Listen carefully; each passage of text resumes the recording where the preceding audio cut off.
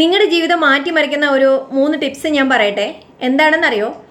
ഏറ്റവും അധികം ദേഷ്യം കൊണ്ട് കണ്ണ് കാണാതിരിക്കുമ്പോൾ ഒരു തീരുമാനങ്ങളെ എടുക്കാതിരിക്കുക. കാരണം ആ സമയത്ത് നിങ്ങളുടെ മനസ്സ് ശരിയായ രീതിയിലായിരിക്കില്ല ചിന്തിക്കുന്നത്.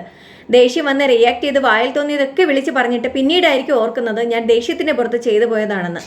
പറയുന്ന നിങ്ങൾ മറന്നാലും കേൾക്കുന്ന ആൾക്കാർ അത് മറക്കണമെന്നില്ല. കേട്ടിട്ടില്ലേ, വാവിട്ട വാക്കും കൈവിട്ട ആയുധവും ഒരിക്കലും തിരിച്ചെടുക്കാനാവില്ല എന്ന്. അതൊന്ന് ഓർത്ത് വയ്ക്കുക. രണ്ടാമത്തെ പോയിന്റ്, ഏറ്റവും അധികം വിഷമിച്ചിരിക്കുമ്പോൾ ഒരു തീരുമാനങ്ങൾ എടുക്കാതിരിക്കുക. കാരണം എന്താണെന്നറിയോ? അപ്പോഴും നിങ്ങൾ എടുക്കുന്ന തീരുമാനത്തിന്റെ റിസൾട്ട് എന്താവുമെന്ന് ചിന്തിക്കാനുള്ള ഒരു മാനസികാവസ്ഥയിലായിരിക്കില്ല നിങ്ങൾ.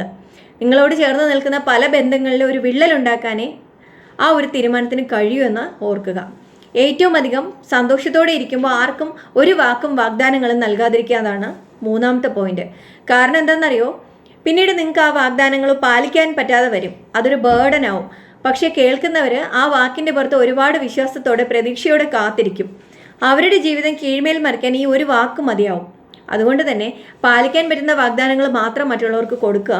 സന്തോഷത്തിൻ്റെ പുറത്ത് എടുക്കുന്ന പല വാക്കുകളും പല വാഗ്ദാനങ്ങളും നിറവേറ്റാൻ പറ്റാത്തതായിരിക്കും. ഇനി ഈ വിഷയത്തെപ്പറ്റി കൂടുതൽ കാണുന്നതിന് താഴെ വീഡിയോയുടെ ലിങ്ക് ഉണ്ട്, കാണുക.